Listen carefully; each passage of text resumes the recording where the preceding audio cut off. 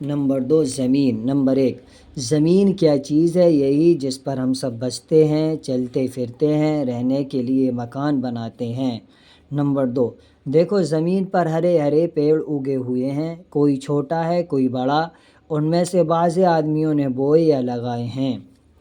Number 3 جاؤ گیلی زمین میں سے 3-4 پیڑ تو اکھیڑ لاؤ، مگر دونوں طرح کے لانا، ایسے بھی جو آپ سے اگے ہوں اور ایسے بھی جو بوئے ہوئے ہوں۔ اچھا اب ہر ایک کا نام بتاؤ، یہ ہمارے کس کام آتا ہے، اس سے ہم کو کیا چیز حاصل ہوتی ہے؟ کسی کا پھل کھاتے ہیں، کسی سے غلہ حاصل ہوتا ہے، کسی سے روئی، کسی سے ریشہ۔